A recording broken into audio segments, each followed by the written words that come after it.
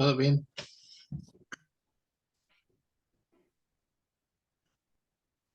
Ok. Vamos a hacer, vamos a seguir avanzando en nuestra demanda de amparo. Antes quisiera darles algunos criterios que han establecido algunos tribunales federales sin y con el apuntamiento del 217, del artículo 217 de la ley de amparo, ¿no? Que ustedes tomen en cuenta, una cosa es la obligatoriedad y otra cosa es la aplicabilidad de la jurisprudencia, ¿no? No, no toda la jurisprudencia que es obligatoria en términos del 217 de la ley de amparo es aplicable, ¿no? Hay una jurisprudencia del Pleno que señala que para que sea válida o para respetar el derecho a la debida fundamentación, la jurisprudencia no solo debe ser obligatoria, sino también debe ser aplicable, ¿sí? Entonces, y les quiero mostrar esta tesis. Esto es parte de lo que vamos a ver hoy. Esta tesis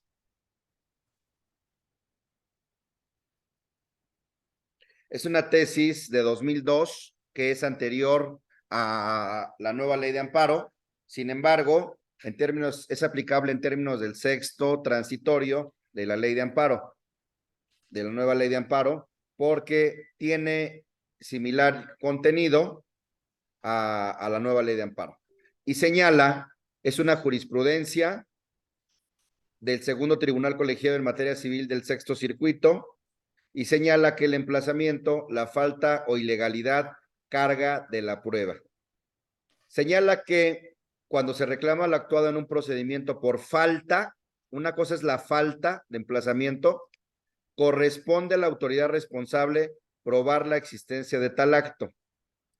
Pero si se reclama la ilegalidad, la carga de la prueba corresponde al quejoso, ¿no? En materia de amparo, ¿esto dónde lo tenemos en la actualidad? Lo tenemos en el artículo 117 de la ley de amparo. En materia de amparo, la litis, ¿cómo se forma? ¿Con base en qué elemento se forma la litis en el juicio de amparo? A ver, Tania.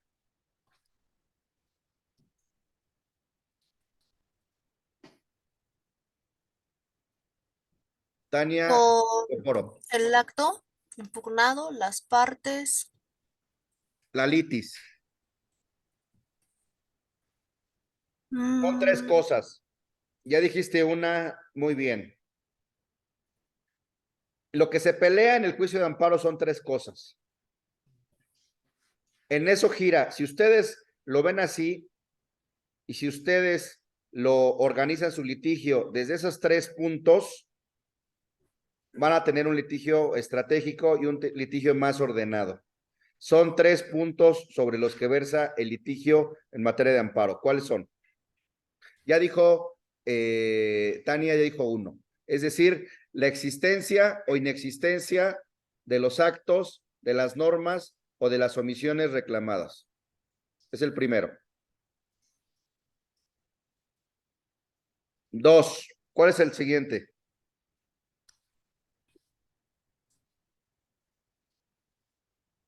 Las autoridades. La existencia o inexistencia de causas de improcedencia.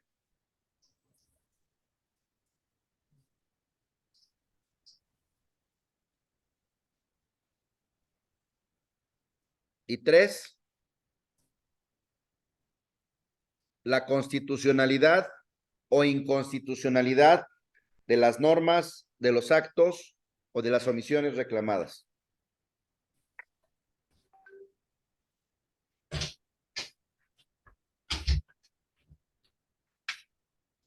Si ustedes organizan su litigio en materia de amparo, bajo estas tres,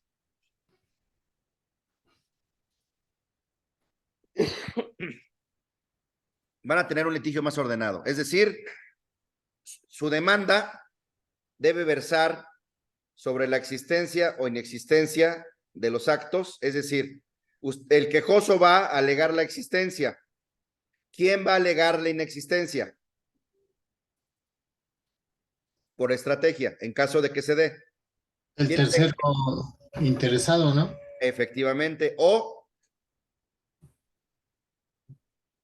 la O la autoridad autoridad responsable. responsable.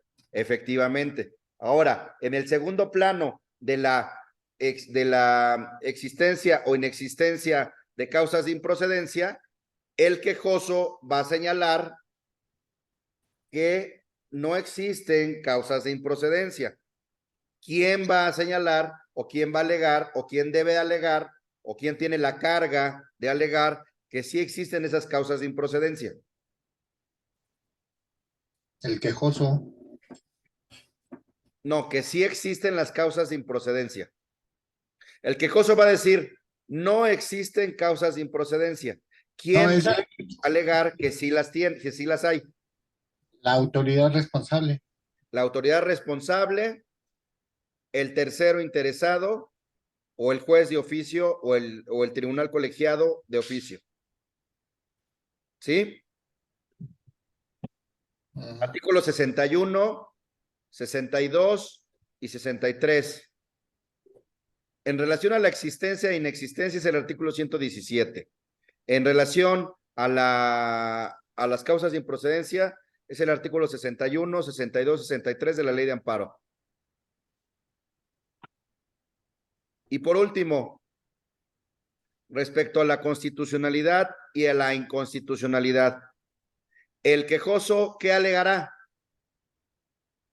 Que el acto, la norma o la omisión es inconstitucional, efectivamente.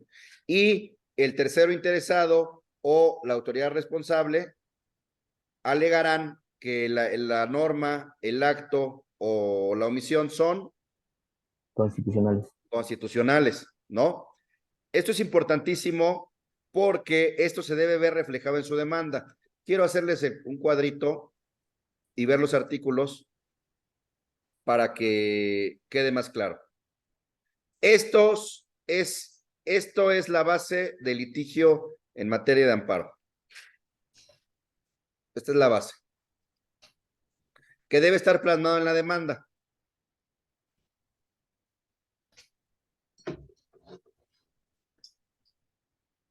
Litis.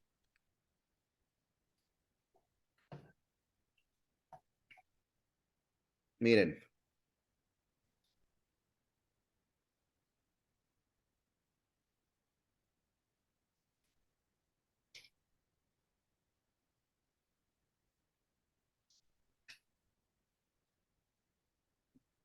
Es la existencia, inexistencia.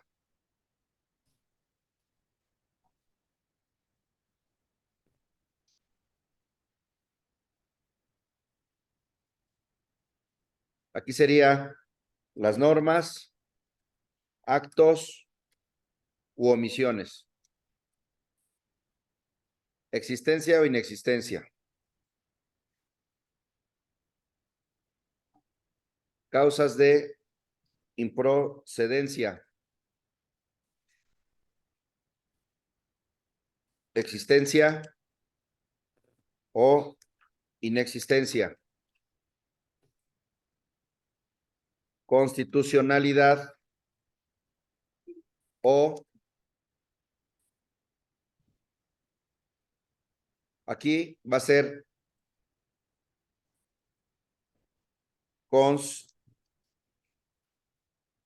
constitucionalidad, inconstitucionalidad.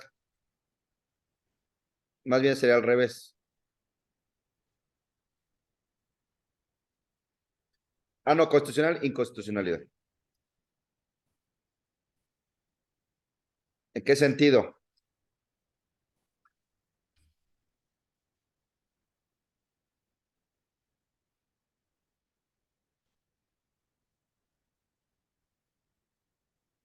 Vamos a ver, quejoso, autoridad responsable,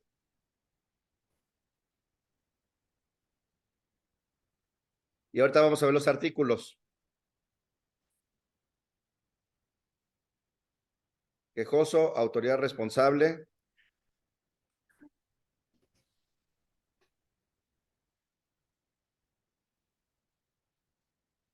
Tercero interesado. Sobre estas 3 puntos es el litigio en materia de amparo.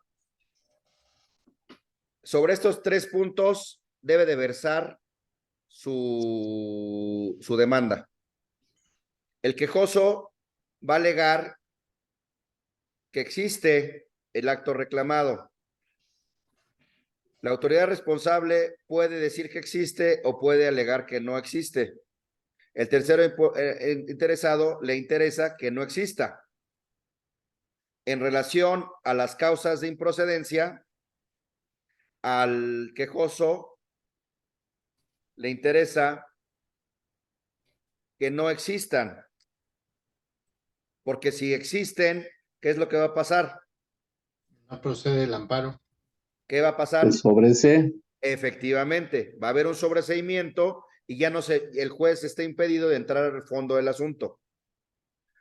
A la autoridad responsable le interesa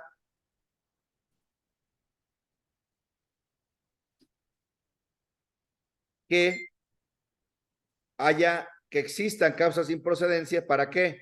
Para que el juez sobresea y ya no analicen la constitucionalidad o inconstitucionalidad de su acto, de su norma o de su omisión. Al tercero interesado también le interesará que existan causas de improcedencia. Y en relación a la constitucionalidad, hay una tesis que dice que el juicio de amparo es un medio de control constitucional para el análisis de la constitucionalidad, convencionalidad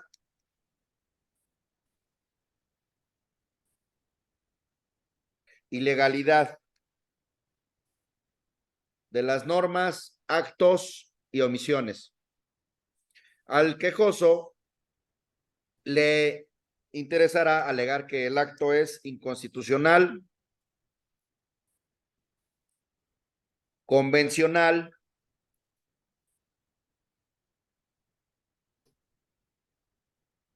ilegal, inconvencional, perdón.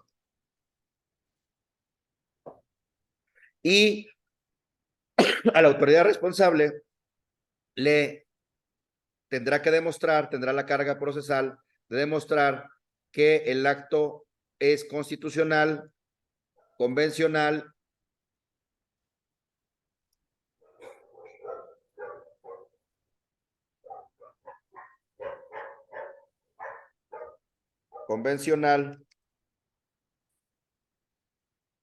ilegal.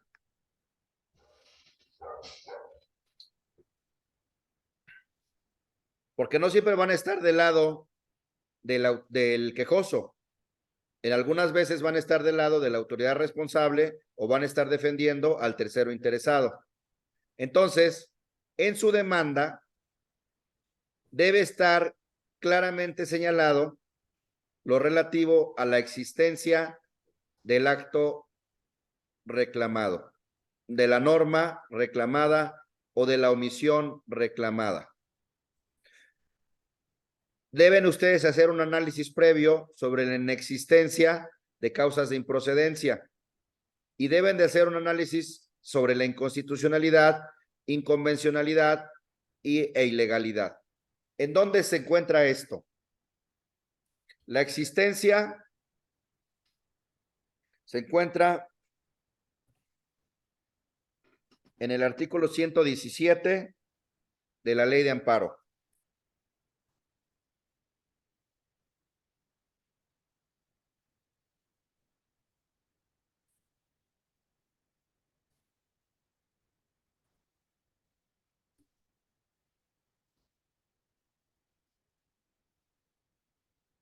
Las causas de improcedencia en el artículo 61 de la Ley de Amparo.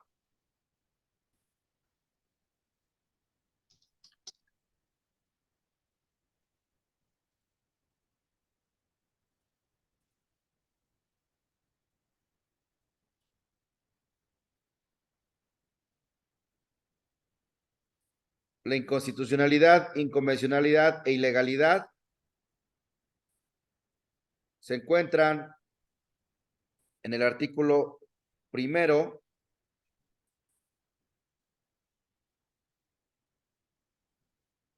de la ley de amparo.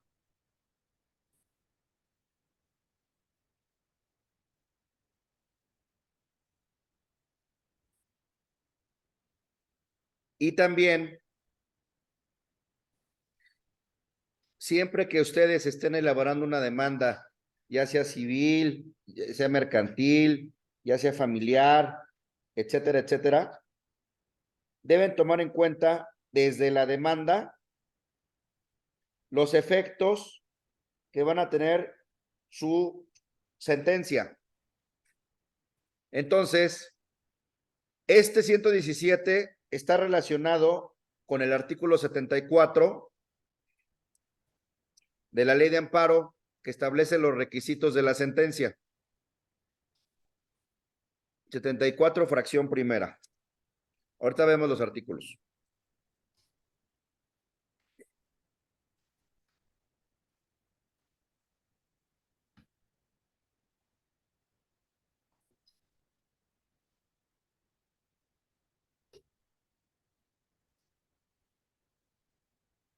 Las causas de improcedencia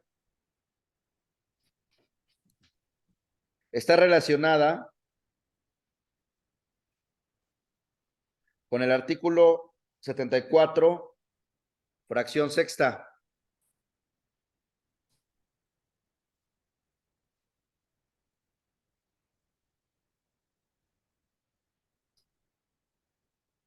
Que establece que en la sentencia el juez debe determinar si niega, concede o sobresee el juicio de amparo.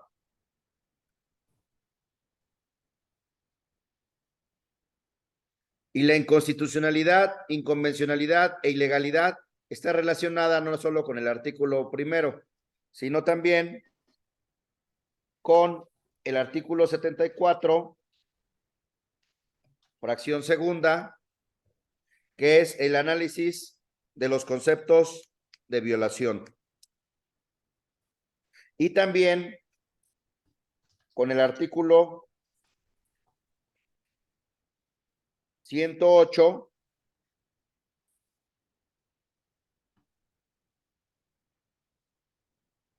fracción octava, que establece los conceptos de violación como un requisito de la demanda.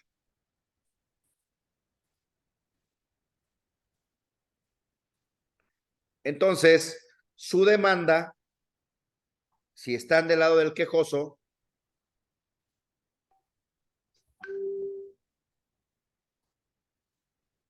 versará sobre la existencia de las normas, de los actos o de las omisiones, sobre las causas de improcedencia, es decir, sobre la inexistencia, si es el quejoso, sobre la inconstitucionalidad, inconvencionalidad o ilegalidad.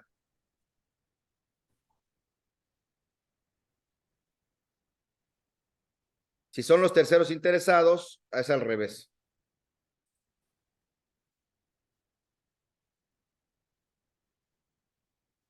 Regresemos a la demanda. ¿Quedó claro o hay dudas en relación a esto? Porque es importante, porque esto tiene que estar, lo tenemos que plasmar en la demanda. Si ustedes, ¿qué pasó, Davis? En el caso del amparo adhesivo, ¿no cambia la circunstancia con el tercero interesado sobre su interés de la eh, inexistencia? Sí, sí, claro. Sería la inversa, ¿no? Sí, Como sí, si fuera el mismo quejoso. Tiene razón, vamos a precisar, amparo principal, ¿no? Amparo principal, no adhesivo, ¿no? Sí, ok. Ese es el amparo que estamos hablando nosotros.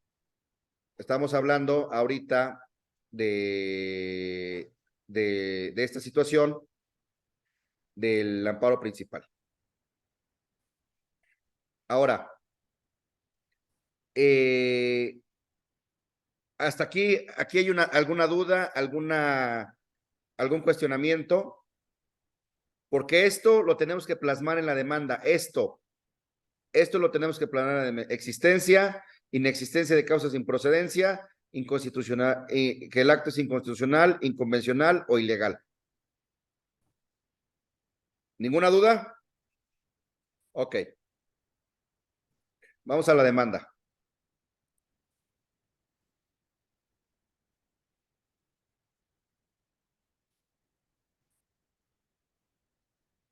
Vamos a la demanda.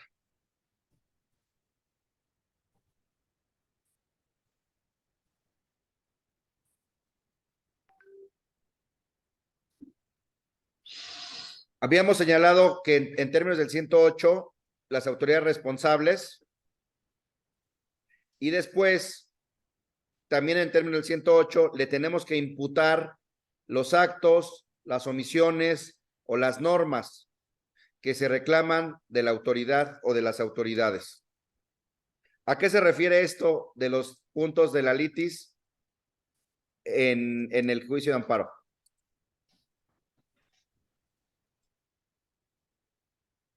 ¿A qué se refiere? ¿A qué punto se refiere de los tres que hablamos hace un momento? A la inconstitucionalidad. No, a la existencia de los actos, de las normas o de las omisiones. La inconstitucionalidad la vamos a ver, pero en los conceptos de violación. ¿Sí? Ok. Entonces, vamos a imputarles los actos, las normas o las omisiones.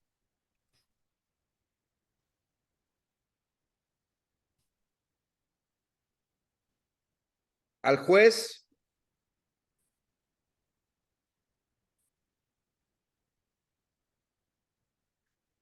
primero civil de proceso escrito de la Ciudad de México, ¿qué le vamos a imputar? ¿Qué se les ocurre?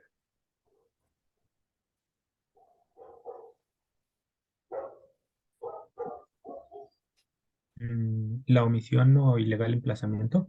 No, no, porque el que emplaza no es el juez, sino el juez es el que ordena el emplazamiento. Es el actuario, ¿no? Así es, pero al juez, ¿qué le vamos a imputar?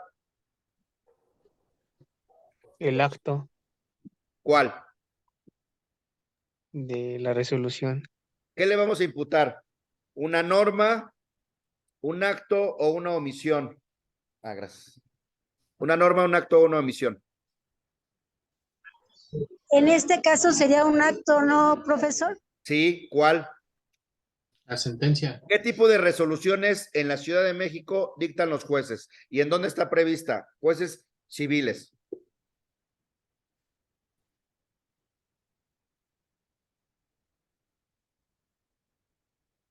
¿Qué tipo de resoluciones?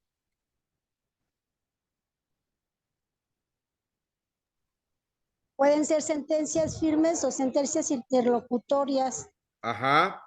¿Qué más?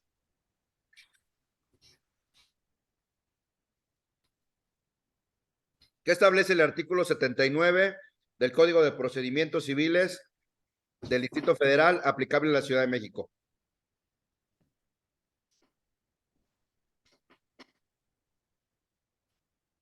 ¿Qué actos puede dictar? Porque tienen que ser muy técnicos, no solo inventar e imputarle actos que ni siquiera pueden dictar. Tienen que ser muy técnicos. Entonces, los actos que puede dictar un juez están en el Código de Procedimientos Civiles del Distrito Federal aplicable en la Ciudad de México. ¿Cuáles son esos? Eso los van a ver en procesal. A ver, vámonos al artículo. A ver, voy a poner el artículo.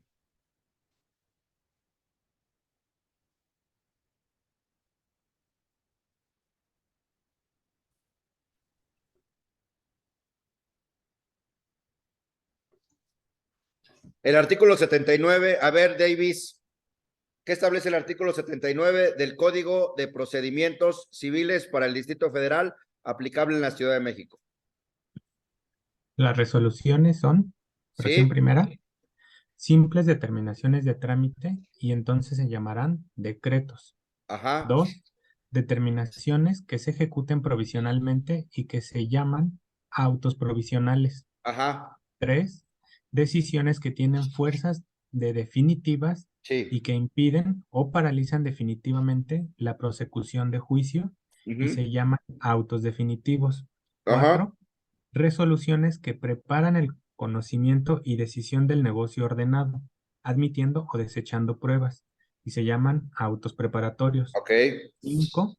Decisiones que resuelven un incidente promovido antes o después de dictada la sentencia, que son las sentencias interlocutorias.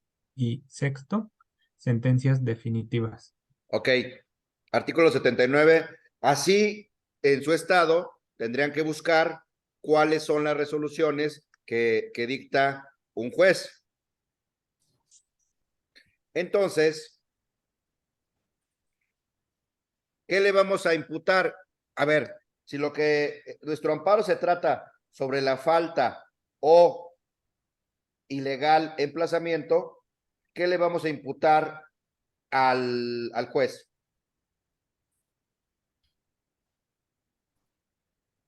Uno, el decreto,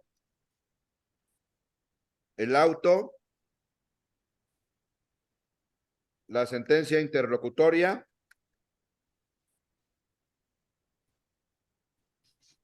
y la sentencia definitiva, o más bien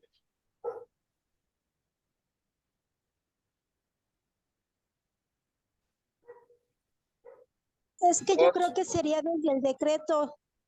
los decretos,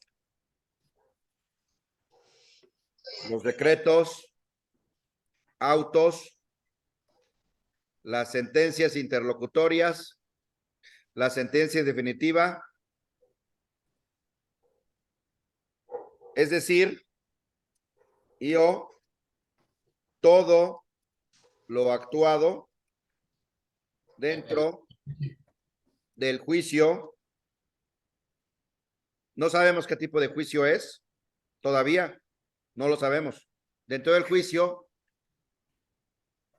seguido, o que sigue, o que tramita en contra del suscrito. ¿Qué más?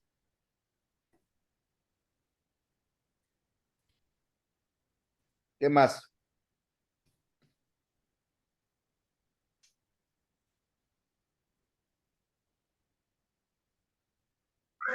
La Y orden, la orden de ejecución, ajá, la orden de o el auto que contiene o que contenga la orden de emplazar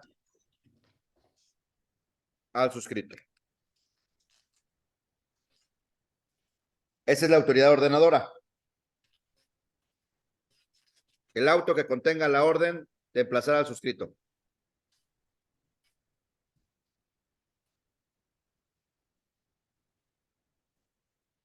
¿Qué más?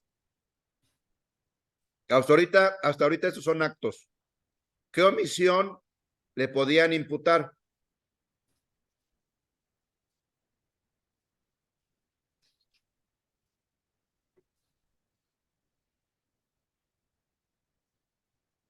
La omisión de qué? ¿Qué tiene que hacer el juez en la Ciudad de México antes de declarar la rebeldía de una persona?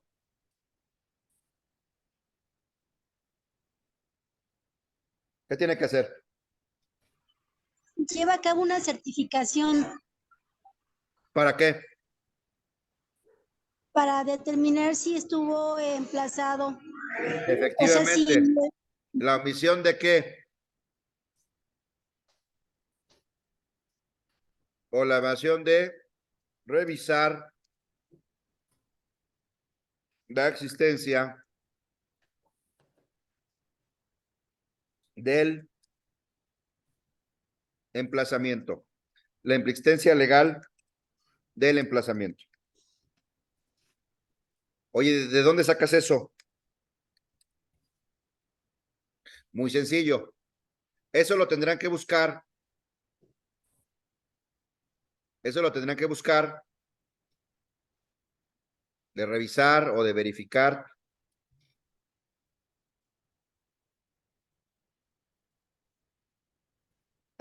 Eso lo tendrán que checar, lo tendrán que revisar en sus códigos de procedimientos civiles que correspondan. Códigos de procedimientos familiares, Código de Comercio, Código Federal de Procedimientos Civiles, ¿no? En este caso, podríamos hacerlo, que aquí es en términos del artículo 79 del Código de Procedimientos Civiles para el Distrito Federal aplicable a la Ciudad de México. El auto que contenga la orden de emplazar al suscrito, ¿en dónde lo vamos a encontrar? Pues lo vamos a encontrar en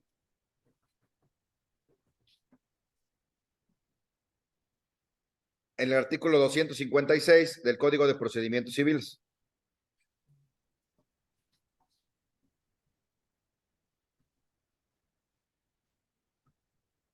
Aquí está. Artículo 256. Presentar la demanda con los documentos y copias prevenidos. Se correrá traslado de ella a la persona o personas contra quien se proponga y se les emplazará para que la contesten dentro de los 15 días. Este es un auto. Se les emplazará. Entonces, ¿y dónde está?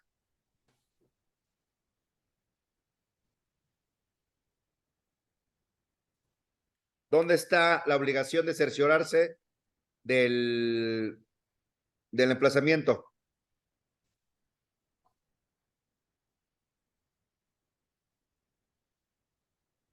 Miren, aquí está.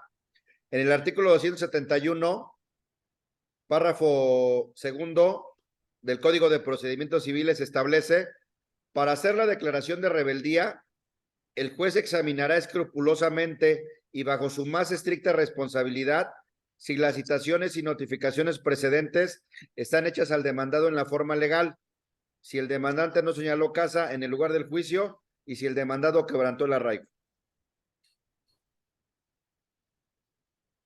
Entonces, en nuestra demanda, yo no he visto, yo veo muy poco en las demandas que imputen esto. Entonces,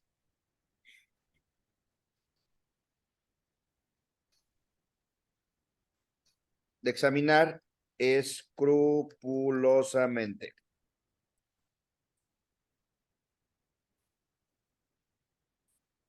Artículo 271 del Código de Procedimientos Civiles para el Distrito Federal aplicable a la Ciudad de México.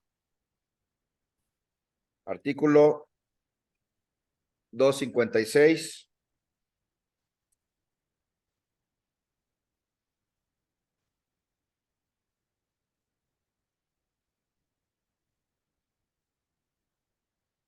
Código de Procedimientos Civiles del Distrito Federal aplicable a la Ciudad de México.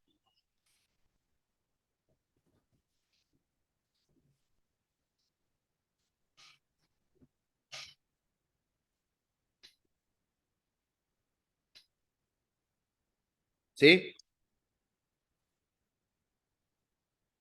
¿Por qué? Porque si podemos nosotros poner lo que queramos, pero recuerden que en términos del 108, más adelante, nosotros tenemos que poner los antecedentes, los hechos y abstenciones que le consten bajo protesta de decir verdad y que constituyen los antecedentes de los actos reclamados y que sirven de fundamento a los conceptos de violación. O sea, tenemos que poner los antecedentes de los actos reclamados. ¿Y ¿de dónde vamos a sacar los actos reclamados? si no le corresponden a dicha autoridad. ¿Quién había visto o quién ha visto amparos en donde se le impute no solo todo lo actuado, sino se le impute al juez la omisión de examinar escrupulosamente la existencia legal del emplazamiento? Yo no los he visto.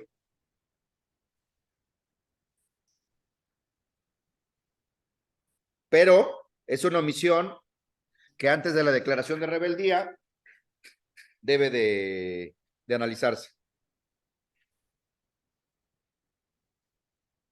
Ok, ahora, al secretario actuario, ¿qué le vamos a imputar?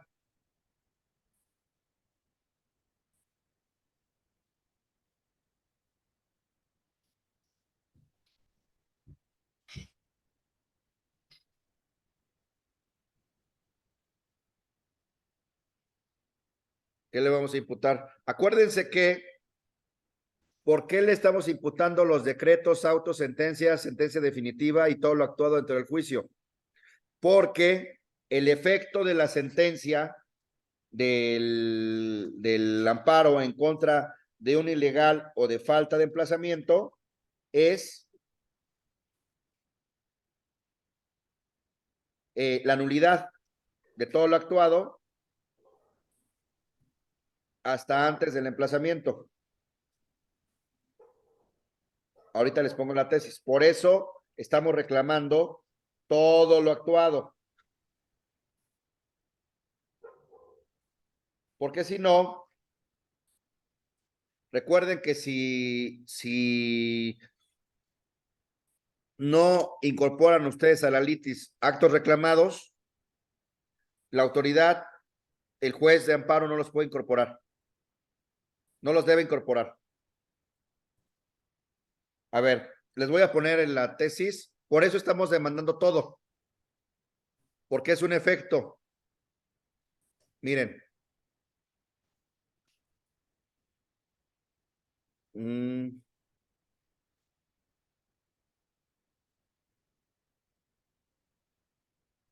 Les voy a poner la tesis. Emplazamiento. Reponer el procedimiento. Por eso se tiene que demandar todo.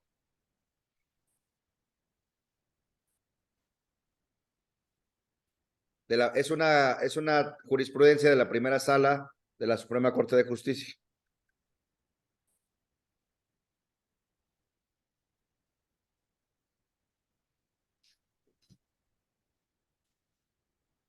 A ver,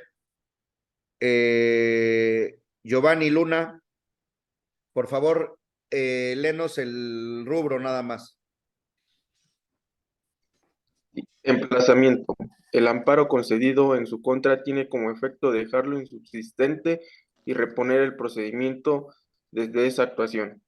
¿Ya vieron? Es una jurisprudencia de la primera sala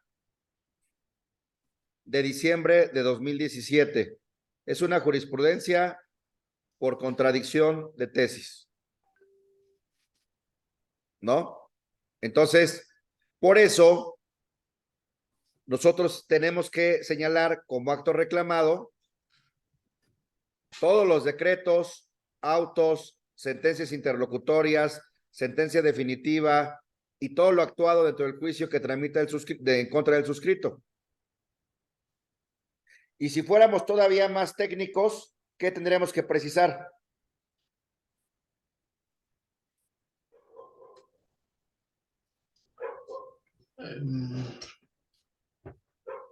Todo lo actuado que tramita en contra del suscrito a partir de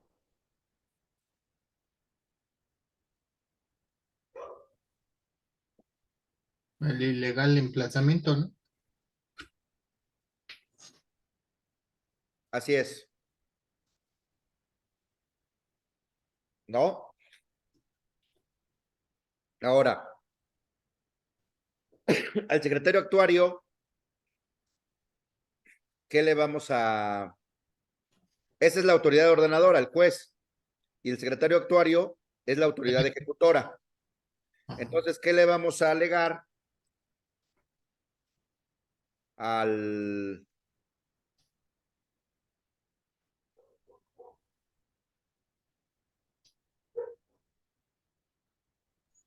La ¿Sería el ejecución? emplazamiento? ¿Mandé? ¿No sería el emplazamiento también? Sí. ¿La ejecución de qué? Del emplazamiento, la notificación. La ejecución primero de todos los decretos, autos, sentencias interlocutorias, sentencia definitiva y la ejecución de todo lo actuado dentro del juicio que se tramita en contra del suscrito a partir del ilegal emplazamiento. Y el ilegal emplazamiento.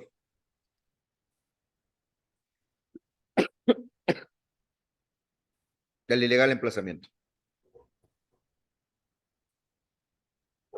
Porque acuérdense que de acuerdo con la jurisprudencia, el efecto de este amparo es anular todo. Entonces, el actuario seguramente ejecutó otros decretos, otros autos, otras sentencias interlocutorias, no solo el emplazamiento. Acuérdense que les dije que no solo deben de analizar el emplazamiento, sino deben de analizar todo lo posterior.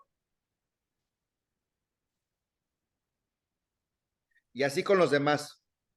Ahora, pregunta. ¿Cómo sabemos cuántos juzgados hay?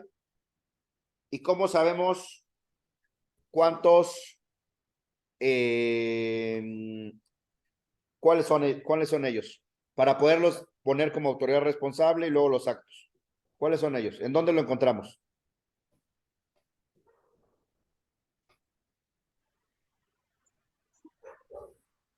¿Cómo sabemos?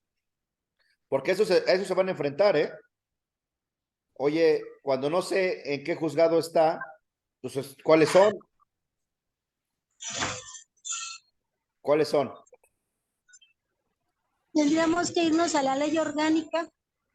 Sí, en principio nos tenemos que ir a la ley orgánica, pero en la ley orgánica del Poder Judicial no establecen que hay civiles, establecen que hay penales, que hay orales, pero no establecen cuántos. Vamos a la ley orgánica.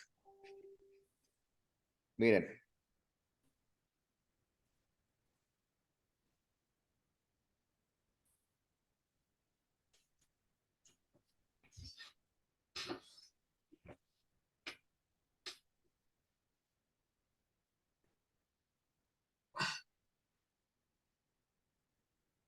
Los juzgados de lo civil de proceso escrito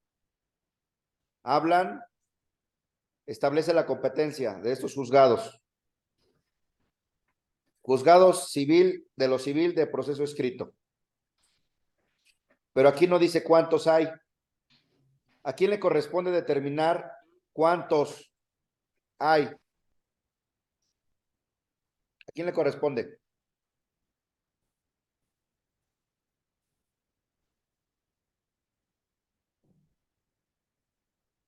A nivel federal, ¿a quién le corresponde?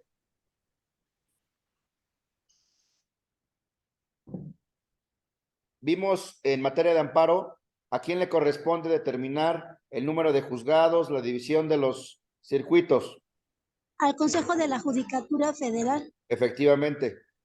Entonces, por lógica, ¿a quién le corresponderá determinar cuántos juzgados hay en la Ciudad de México?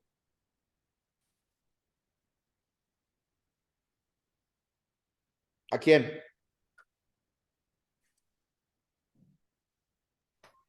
Al Consejo de la Judicatura de la Ciudad de México. Claro. Ahora vamos. Miren. Es el por qué, porque en términos del artículo 1 de esta ley orgánica del Poder Judicial de la Ciudad de México, el Consejo de la Judicatura es el órgano encargado de la administración, vigilancia, evaluación disciplina y servicio de carrera. Y luego, si nos vamos a buscar sus facultades,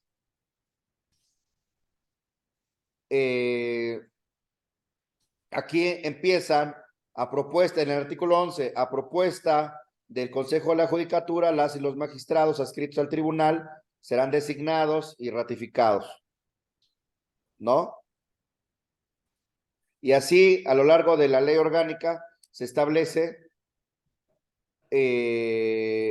lo relativo a las facultades del Consejo de la Judicatura en relación a la determinación de los juzgados, por ejemplo, el 17, el Consejo de la Judicatura designará a las y los jueces por un periodo de 6 años y podrá ratificarlos previa evaluación pública en los términos que para el efecto desarrollen y tomando en consideración los elementos establecidos en la ley.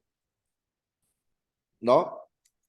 Entonces, ¿en dónde está eso? Hay un dictamen en la página del Tribunal del Poder Judicial de la Ciudad de México.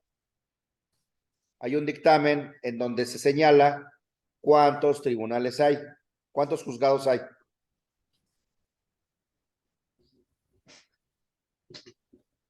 No tenemos que inventar, todo está.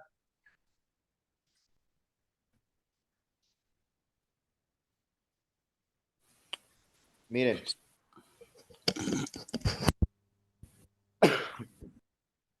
¿Se ve la página? A ver, voy a poner la página. ¿Se ve la página? Sí.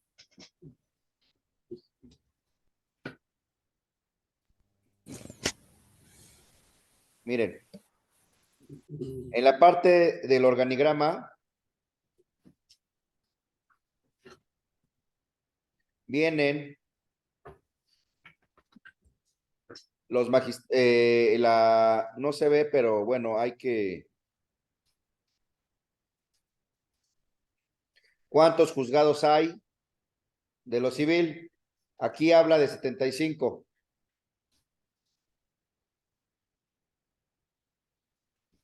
Hay un dictamen del Consejo de la Judicatura que habla de esto. Miren.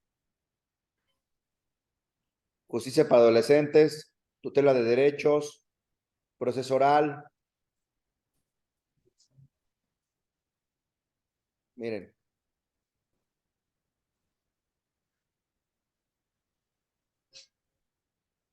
Miren.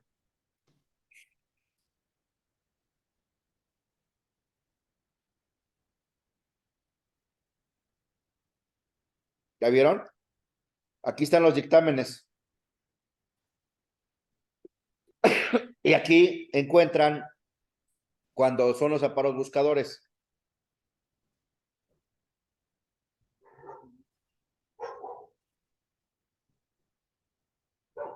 Aquí los encuentran. ¿Sí? Entonces, es un acuerdo del Consejo de la Judicatura de la Ciudad de México y están ahí. Entonces, ahí hay que, señor juez, señalar el primero, segundo, tercero, cuarto, quinto, sexto, séptimo, octavo, noveno, y así sucesivamente. ¿No? Ok. Le seguimos.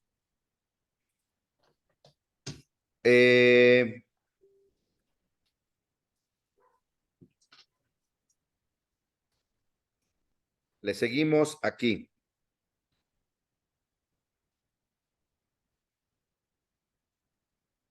Ya que designamos a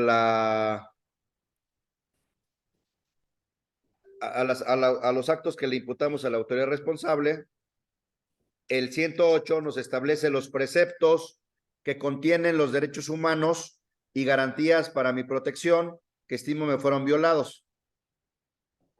Mis derechos humanos y garantías de debido proceso, obviamente, acceso efectivo a la justicia, porque no me dejaron ni meter las manos, debida fundamentación y motivación, seguridad jurídica, audiencia y en este caso propiedad, porque acuérdense que le embargaron en ejecución de sentencia su cuenta bancaria. Contenido en los artículos 1, 14, 16, 17, 27 de la Constitución, 9 del Pacto Internacional de Derechos Civiles y Políticos, 8 y 25 de la Convención Americana sobre Derechos Humanos. Ahora, ¿esto a qué se refiere? De los 3 puntos de litigio que señalamos hace unos momentos. Se refiere a la existencia o inexistencia de los actos reclamados, se refiere a las causas de improcedencia o se refiere a la constitucionalidad o inconstitucionalidad, convencionalidad o inconvencionalidad, legalidad o ilegalidad. ¿A qué se refiere? A la inconstitucionalidad. Claro. Ok. Luego también el 108, aquí es muy importante. El 108 establece que tenemos que manifestar bajo protesta de decir verdad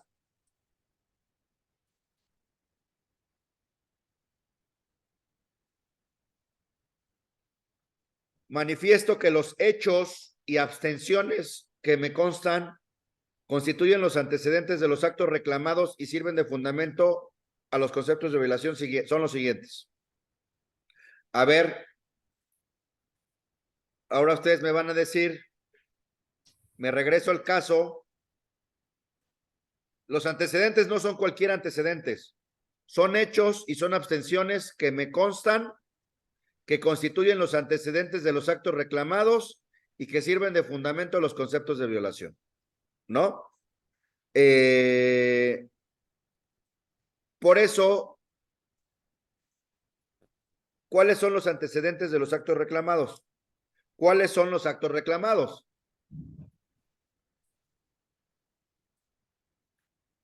Todo lo actuado, el auto que contenga la orden de emplazar, la omisión de examinar escrupulosamente la existencia del emplazamiento, el ilegal emplazamiento y la ejecución. Entonces, ¿cuáles son los antecedentes? Me regreso al caso concreto para que lo revisen y podamos determinar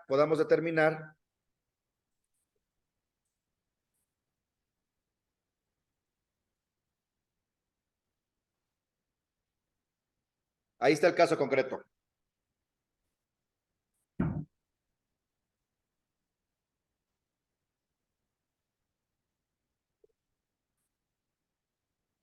Uno podría ser el embargo de su cuenta bancaria. Sí. Vamos a copiar esto.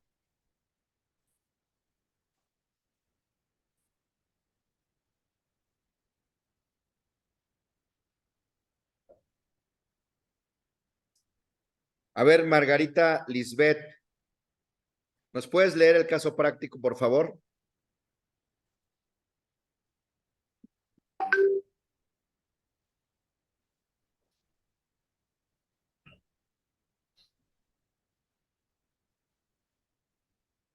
Raciel Isidro, ¿nos puedes leer el caso práctico, por favor? Claro que sí, profe. Caso práctico. El 16 de octubre de 2023, en la sucursal del Banco de México, Sociedad Anónima, le informaron a don Pepe que no podía disponer del dinero de su cuenta bancaria, porque había sido embargada en cumplimiento a la sentencia de 25 de septiembre de 2023, que dictó un juez civil de proceso escrito de la Ciudad de México, iniciado en contra de don Pepe. Don Pepe fue a su despacho y les indicó que no tenía conocimiento de ese juicio y que jamás le notificaron. Ok. Entonces, a ver, ¿cuál sería el primer antecedente? El embargo de la cuenta, ¿no? Pero ¿cómo lo redactamos? En fecha 16. Al acudir al banco. El 16 de octubre, ¿qué?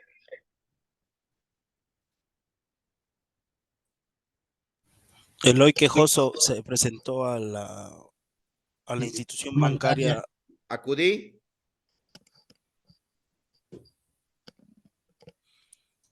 Al Banco Mexicano Sociedad Anónima. A la sucursal Ok. 20 del Banco Mexicano S.A. ubicada en Juan Escutia 220, Colonia Juárez,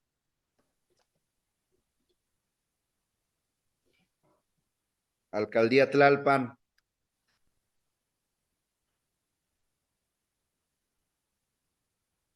Ciudad de México. Ajá. Y traten de hacer párrafos de 2, de 3, máximo de 4 líneas. El 16 de octubre acudí a la sucursal 20 del Banco Mexicano, ubicada en Juan Escutia, número 220, Colonia Juárez, Alcaldía Tlalpan, Ciudad de México. Después,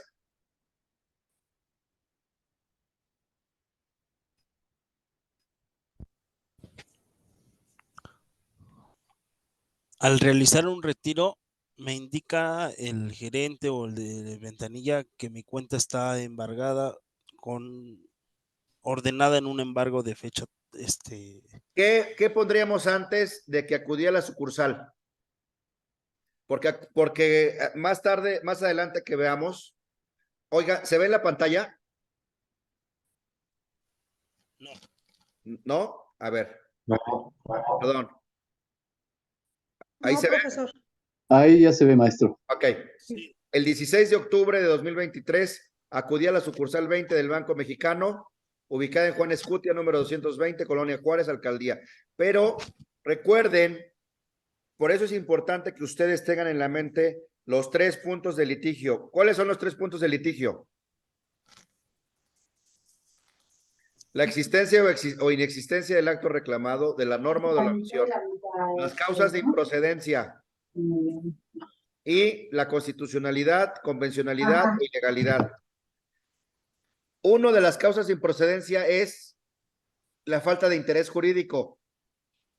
Para que tengan interés jurídico, ¿qué tienen que tener? Un derecho subjetivo. Y para que tengan un derecho subjetivo y se lo muestren al juez, ¿qué requieren tener antes de haber acudido a la sucursal? Tener una cuenta con el banco. Así es. El suscrito, ¿qué? Que soy derechohabiente o Soy titular. titular de la cuenta bancaria. Ajá. De la cuenta Desde bancaria. Perteneciente al Banco Ajá. SADCB. Bueno, ese.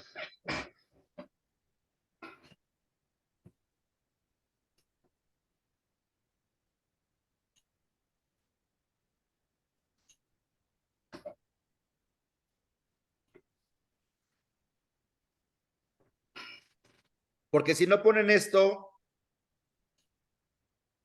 el tercero interesado o la autoridad responsable van a alegar que no tienen interés jurídico, es decir, que no tienen un derecho subjetivo. ¿Cuál es el derecho subjetivo que les están violando aquí? No puede disponer de su derecho, de su dinero. patrimonio. El derecho es a la propiedad, ¿no? Efectivamente. Entonces, para que tengan un derecho subjetivo a disponer, pues tienen que tener la propiedad o la titularidad de un bien o de un derecho.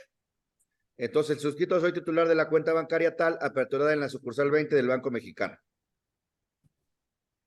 Segundo, ¿qué más?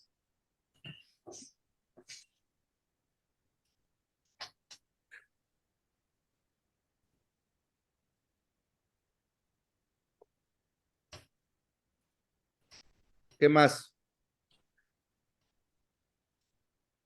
¿Cuánto tiempo lleva con esa cuenta, no? Puede ser, no es esencial, simplemente soy titular de la cuenta tal, pero ¿de qué los están privando? El recurso económico. Entonces, ¿qué tengo que decir?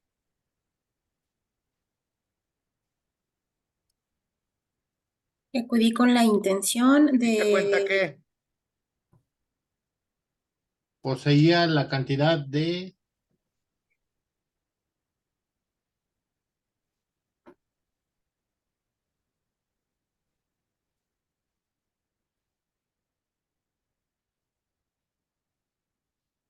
De pesos, ¿no?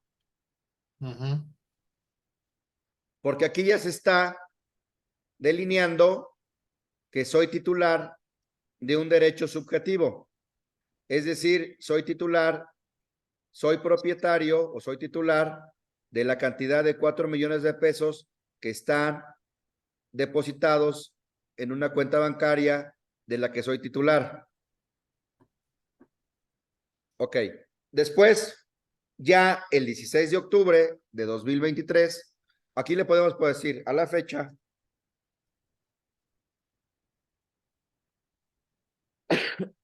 el 16 de octubre de 2023 acudí a la sucursal 20 del Banco Mexicano, ubicada en Juan Escutia, número 220, Colonia Juárez, Alcaldía Tlalpan, Ciudad de México.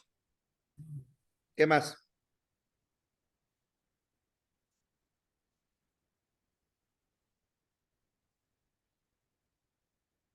¿Al qué?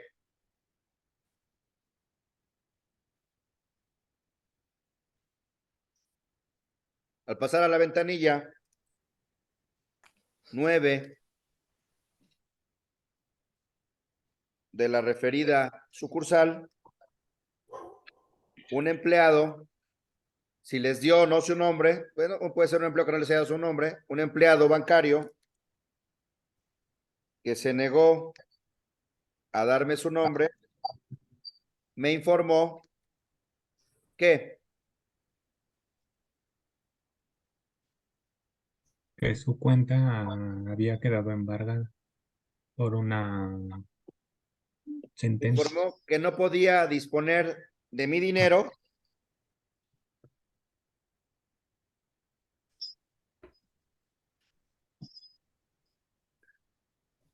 que está depositado en mi cuenta bancaria porque había sido embargado en cumplimiento a la sentencia de 25 de septiembre de 2023 que dictó un juez civil de proceso escrito de la Ciudad de México, iniciado en contra del suscrito.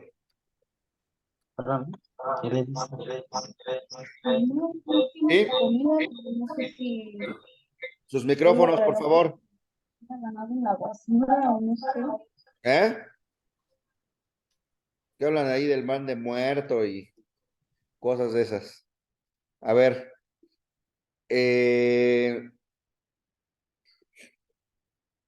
Después, ¿qué más?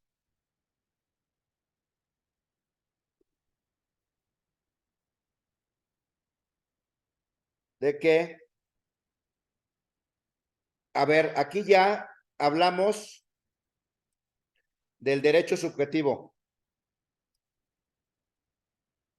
Aquí ya hablamos, es decir, de una de las causas de improcedencia. Aquí hablamos de la existencia del acto reclamado. ¿Qué nos falta de la existencia del acto reclamado? La constitucionalidad.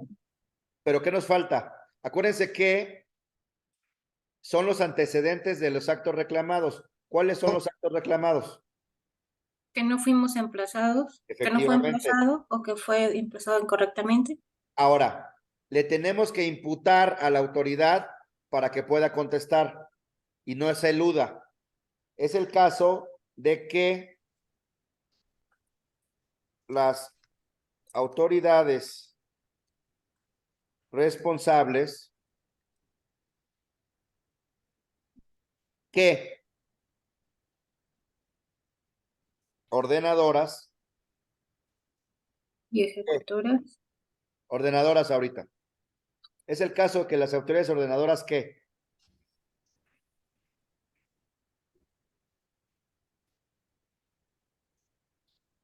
¿Ordenaron qué? El embargo. Emplazarme. ¿Y omitieron qué?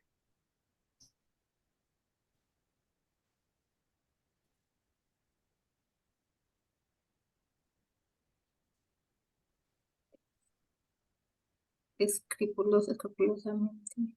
¿Qué? El legal emplazamiento, ¿no? Ajá. Es el caso de que las autoridades responsables ordenadoras ordenaron emplazarme, omitieron examinar escrupulosamente el legal emplazamiento. Permítame un segundito. Bueno.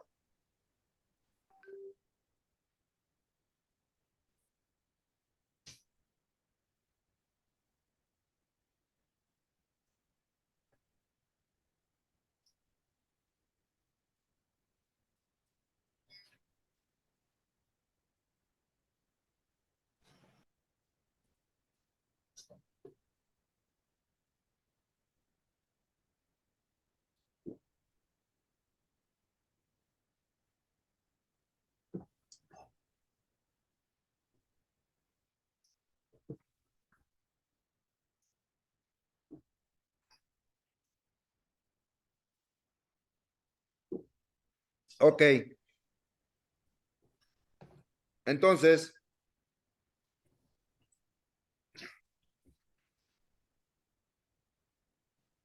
ordenaron emplazarme, omitieron examinar escrupulosamente el legal emplazamiento y ordenaron ¿qué? El embargo de la cuenta. El embargo.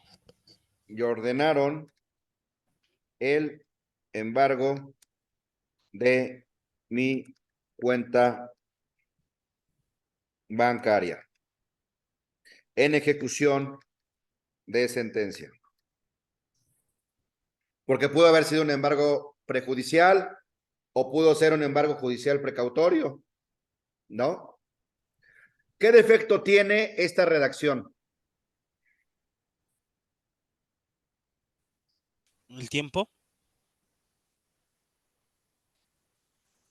Quien ordena emplazar no había comentado que era el actuario. No, quien ordenó emplazar fue el juez. Pero, ¿qué juez? Sí, le falta poner qué juez, bajo qué número de expediente y cómo obtuvo los datos, ¿no? Pero no tengo el número de expediente y no tengo qué juez. Es que en la autoridad ordenadora le puso juez primero civil. Ajá. Pusimos a todos, ¿no?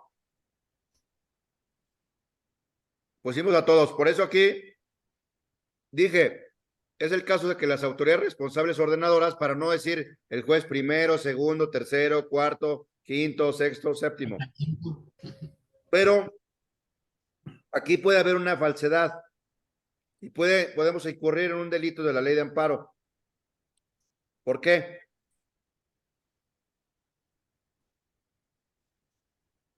Hay algo ilógico aquí. ¿Qué es lo ilógico?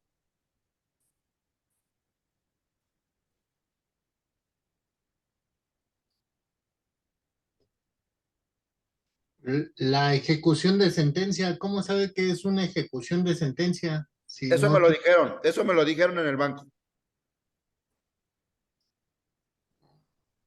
¿Qué es lo ilógico aquí? Ordenar el emplazamiento, ¿Quiénes?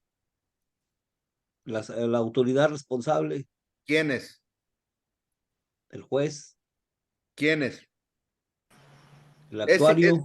lógico que todas las autoridades responsables hayan ordenado emplazarme. no. No.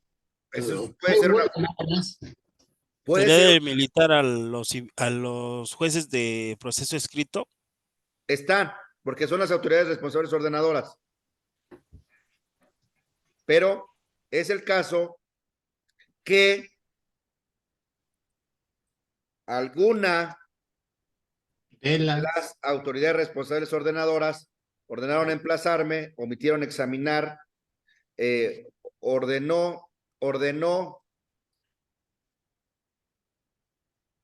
emplazarme, omitió examinar escrupulosamente el ilegal emplazamiento y ordenó el embargo de mi cuenta bancaria en ejecución de sentencia. Mismo que una vez que cuente con qué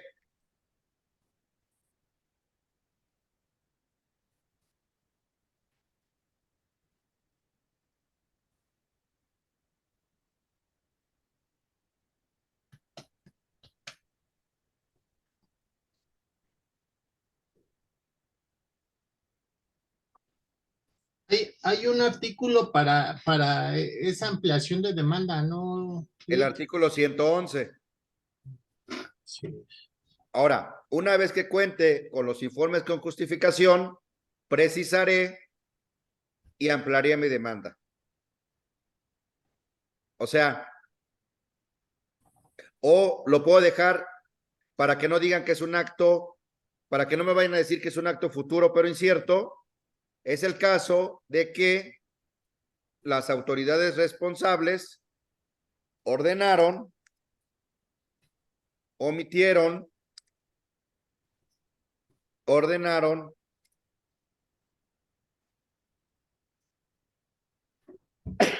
mismo una vez que cuente con los informes con justificación, precisaré y ampliaré mi demanda. Porque si lo dejan hasta acá, eso puede ser una falsedad. Porque con que uno diga que no,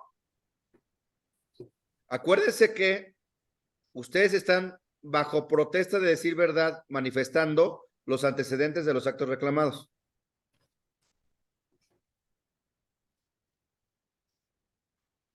¿Sí? Entonces, ya está. ¿Qué más?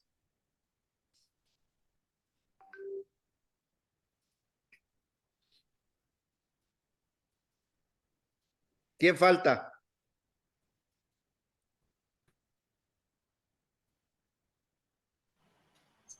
La autoridad ejecutora. Efectivamente. Las autoridades responsables ejecutoras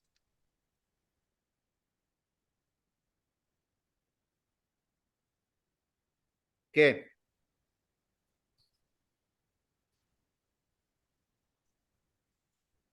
Me emplazaron. Ahí, perdón,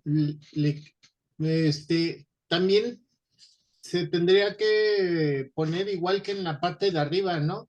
En el caso que alguna de las autoridades responsables, de las autoridades responsables ejecutoras, porque estaríamos ahí generalizando todas. Estaríamos generalizando, lo podemos hacer de esa manera o lo podemos hacer de esta manera. Mismo que una vez que cuente con los informes con justificación, precisaré y ampliaré mi demanda. ¿Sí? Lo anterior, porque a la fecha desconozco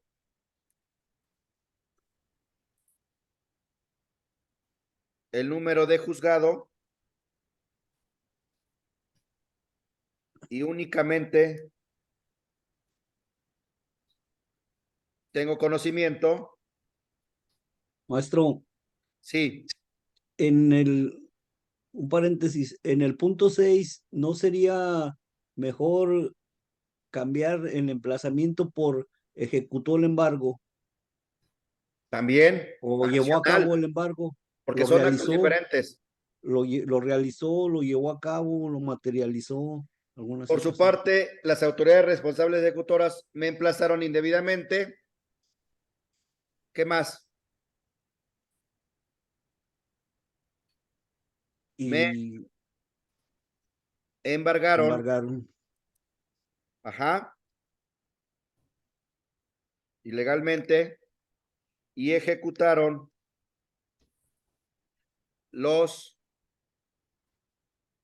decretos, autos, sentencias interlocutorias y sentencia definitiva mismo que una vez que cuente con los informes con justificación, precisaré y ampliaré mi demanda. ¿Sí? Lo anterior, porque a la fecha desconozco el número de juzgado y únicamente tengo conocimiento de que un juez civil de proceso escrito en la Ciudad de México tramita un juicio en mi contra.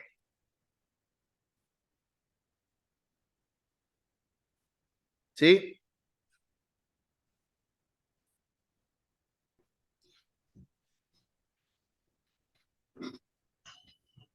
Ahora, esto es una redacción provisional, porque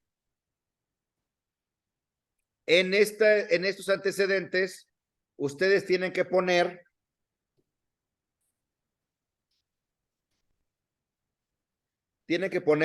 lo relativo a los antecedentes respecto a la existencia de las normas, actos u omisiones. Tienen que poner lo relativo al derecho subjetivo o derechos subjetivos que tiene el quejoso.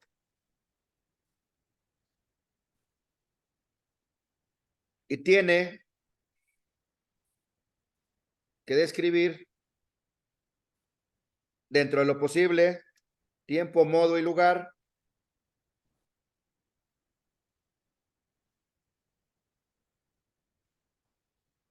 de la existencia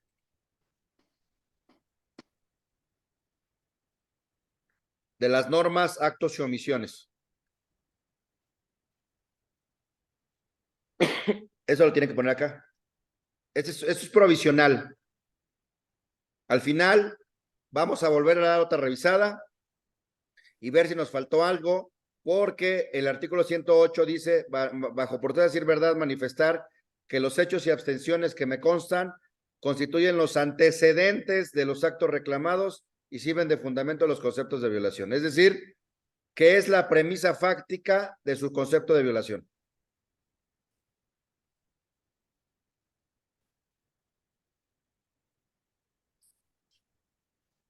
Entonces, ¿por qué si no tienen lo demás? Normalmente en estos casos el juez los previene y les dice que manifiesten bajo protesta de decir verdad los antecedentes de los actos reclamados, que los especifiquen. Pues hay que desahogar esa vista manifestando bajo protesta de decir verdad que los desconocen. ¿Por qué? ¿Con base en qué ustedes podrían hacer eso? ¿Con base en qué artículo? ¿Con base en qué ley?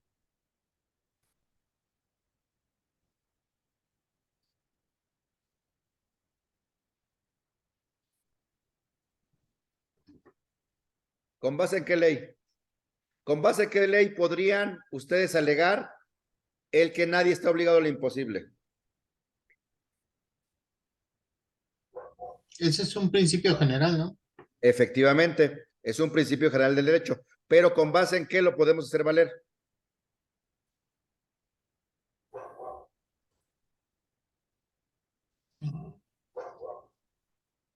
Con base en el artículo 2 de la Ley de Amparo. El artículo 2 de la Ley de Amparo, párrafo 2, dice,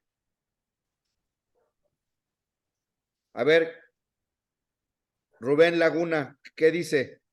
¿Qué establece el artículo 2, párrafo 2? Artículo 2, de la Ley de Amparo, párrafo segundo. A falta de disposición expresa, se aplicará en forma supletoria al Código Federal de Procedimientos Civiles y, en su defecto, los principios generales del derecho. ¿Ya vieron? Ok. Entonces, aquí, los principios generales del derecho, uno de los principios es nadie está obligado a lo imposible, o lo imposible nadie está obligado. ¿Sí? Ok. ¿Hasta aquí hay alguna duda, algún comentario?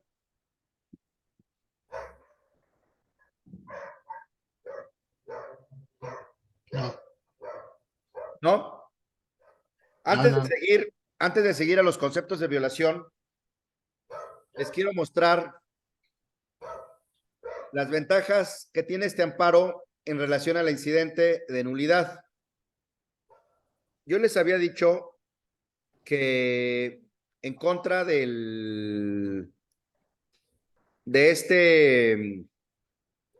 la nulidad del emplazamiento, existe un incidente de nulidad. Está establecido en el Código de Procedimientos Civiles del Distrito Federal, aplicable a la Ciudad de México. Establece el artículo 76. Las notificaciones, vamos a ver. A ver, Herminio Guzmán.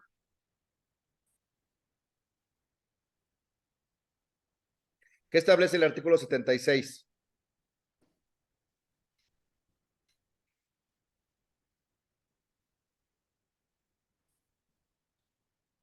María López. Sí, buenas noches. Artículo 76. Del Código de Procedimientos Civiles para el Distrito Federal aplicable a la Ciudad de México. Del Código de Procedimientos Civiles del Distrito Federal aplicable a la Ciudad de México, las notificaciones hechas en forma distinta a la prevenida en el capítulo 5 del título 2 serán nulas, pero si la persona notificada se hubiera manifestado en juicio sabedora de la providencia, la notificación surtirá desde entonces sus efectos, como si estuviese legítimamente hecha. Ahora, 77. Artículo 77. La nulidad de una actuación debe de reclamarse en la actuación subsecuente, pues de lo contrario, aquella queda revalidada de pleno derecho, con excepción de la nulidad por defecto en el emplazamiento. 78. Artículo 78. Solo formará artículo de previo y especial pronunciamiento la nulidad de actuaciones por falta de emplazamiento. Los incidentes que se susciten con motivo de otras nulidades de actuaciones o de notificaciones se tramitarán y resolverán en los términos de lo dispuesto por el artículo 88. Ok. ¿Cuál es el problema? ¿Cuál es el problema de presentar o la diferencia de presentar el incidente de nulidad en lugar de presentar la demanda de amparo? ¿Y cuál es la ventaja de presentar la demanda de amparo en lugar del incidente de nulidad? ¿Qué se les ocurre? Maestro, porque se corre el riesgo de convalidar las anteriores notificaciones o de Primero. convalidarla primero. Segundo. Ok. Sí. Es muy poco el tiempo que se otorga para presentar el incidente de nulidad. Creo que son 3 días. Además. Pero es que está diciendo que en el siguiente auto, se debería de presentar, o sea, ¿cómo te lo puedo explicar? Subsecuente actuación. Sí, en la subsecuente actuación, si ya se hace sabedor, es inmediatamente presentar el incidente de nulidad. O sea, no le daría tanto tiempo como con el amparo. Primero, ajá. ¿Qué más?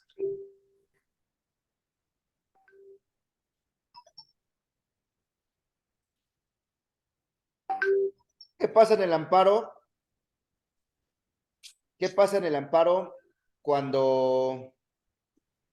A ver, adelante. Levantaron la mano. En dado caso de que se conceda el amparo, pues todas las actuaciones posteriores a el ilegal emplazamiento, pues prácticamente se retrotrae todo el juicio, ¿no? Se tiene que repetir el procedimiento, no necesariamente con el incidente de nulidad, ¿no? En el incidente de nulidad también antes de la sentencia, obviamente, antes de la sentencia se anulan. ¿Qué hay en el amparo que no hay en el incidente de nulidad?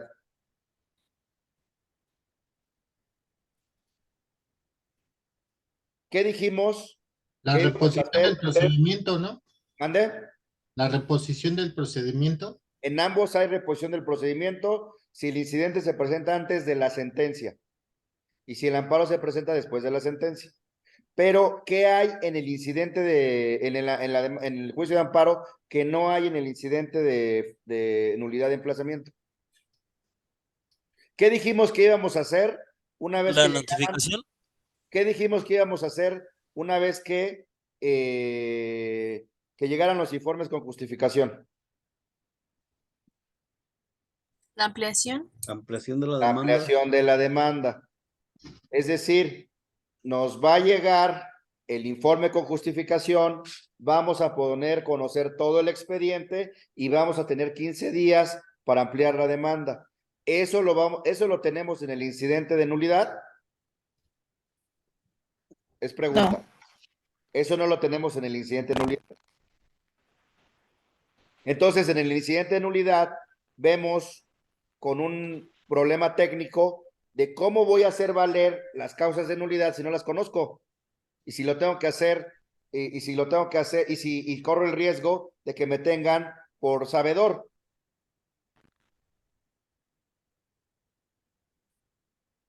En el juicio de amparo no. Ahora. Maestro. Sí. Una pregunta.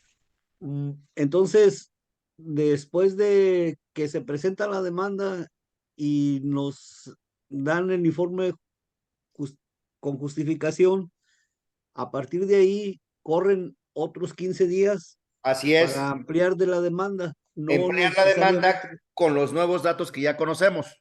Muy bien.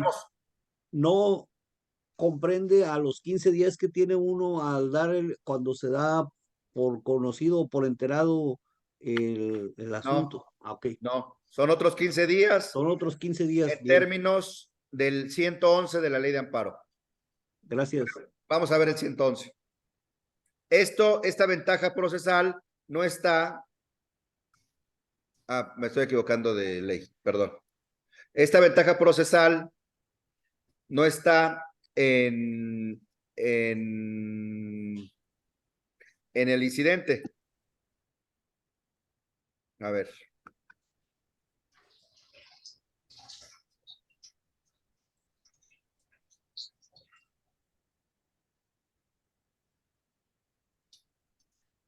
A ver, Gema Guzmán.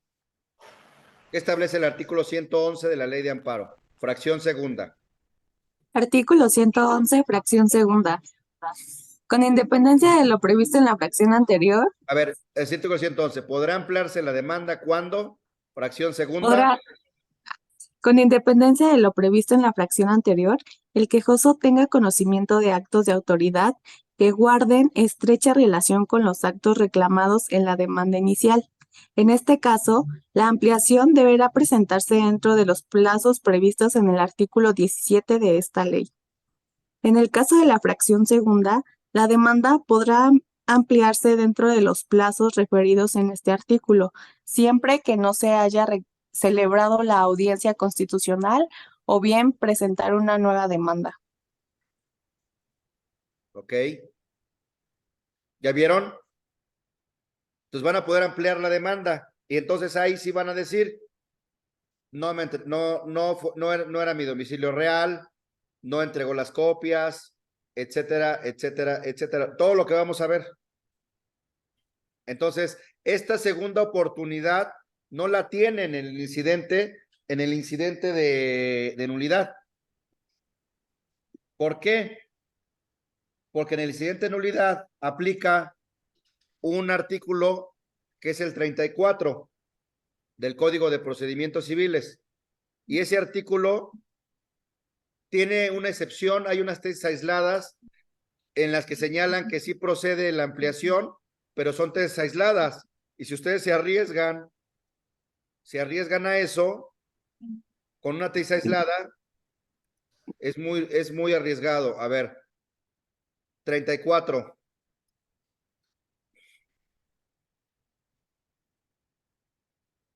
Se aplica por analogía.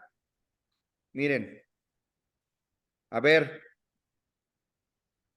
Noemí Yael Rodríguez. ¿Qué establece el artículo 34 del Código de Procedimientos Civiles? Artículo 34. Admitida la demanda, así como formulada la contestación, no podrán modificarse ni alterarse, salvo en los casos en que la ley lo permita. Los únicos casos que la ley lo permite es cuando se trata de excepciones supervenientes. Pero no, el Código de Procedimientos Civiles no prevé la ampliación de la demanda principal ni la ampliación de la demanda incidental. Hay una tesis aislada en relación con la ampliación de la demanda en el juicio ordinario en la Ciudad de México. Pero es una tesis aislada. Miren, ampliación, demanda, procedimientos civiles. Los voy a poner. Ya para ir cerrando.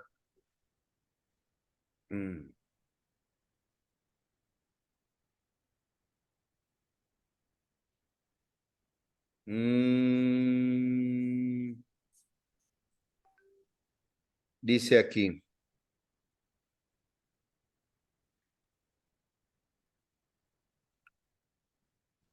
Mire, por ejemplo. Miren, por ejemplo, les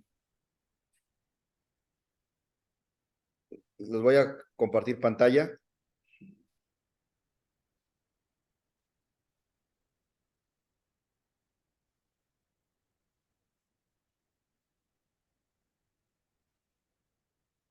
Pero es una tesis aislada del 2004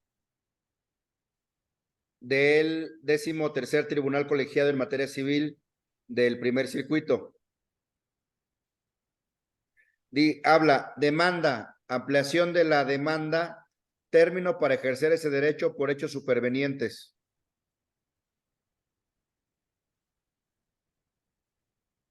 ¿Sí? Entonces, dice aquí que puede ampliar su demanda por hechos supervenientes, pero que no debe dársele el mismo plazo que la legislación procesal civil otorga a la demandada para hacer valer cuestiones supervenientes, porque se transgrediría el citado principio de equilibrio procesal, ya que se le darían mayores ventajas a la parte actora, ¿no?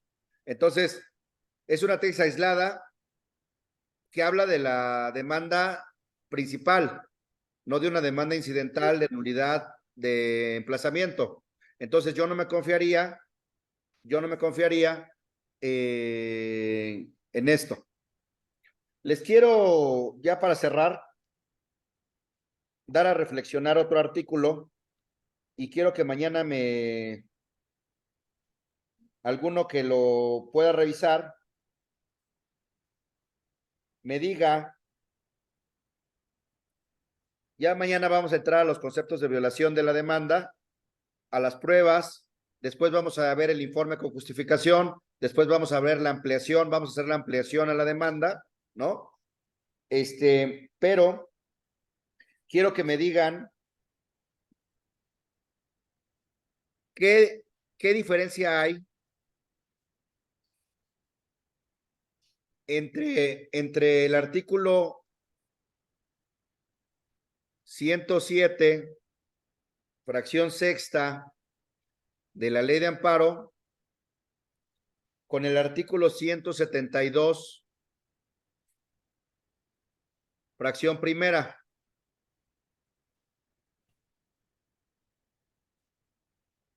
¿Por qué? Se le cortó el audio, Lick, ¿lo podrá repetir, por favor? A ver, sí. O la voz. A ver, ¿qué diferencia hay entre el artículo 107, fracción sexta, con el artículo 172, fracción primera de la ley de amparo? A ver, ya para cerrar, Leónidas, ¿qué establece el 172, fracción primera?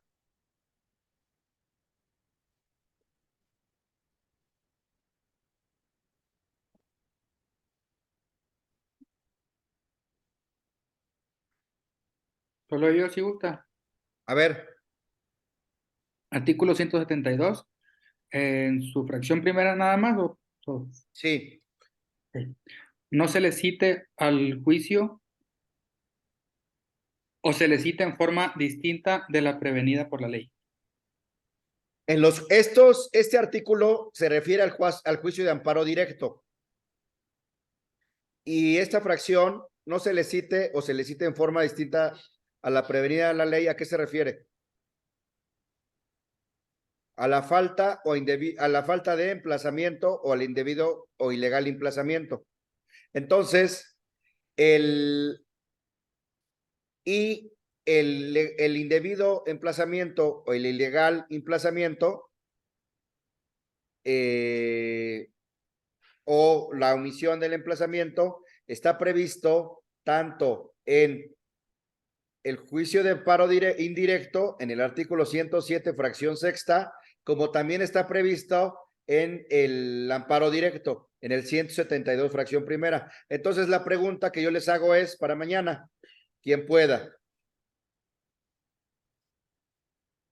es ¿en qué casos procede el amparo indirecto en contra de la falta o ilegal emplazamiento y en qué casos procede el amparo directo en contra de la falta o del ilegal emplazamiento?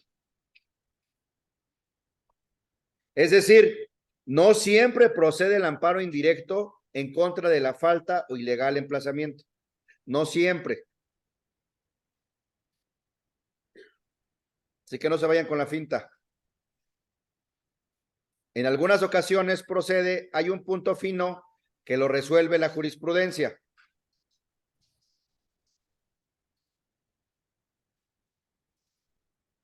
¿En qué momento procede?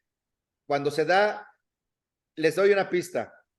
Depende del momento en que una persona se da cuenta de la existencia del juicio. Depende del momento. Si se da en un cierto momento, procede amparo directo. Si se da en otro momento, procede amparo indirecto. Ok, bueno. ¿Alguna duda, algún comentario?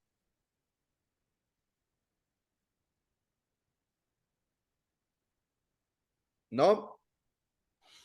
No, de mi parte, Lick. Dice aquí. Muchas gracias, no. ¿Cuándo es la próxima clase? Mañana. Ah, pero más bien son inhábiles, ¿no? Así es.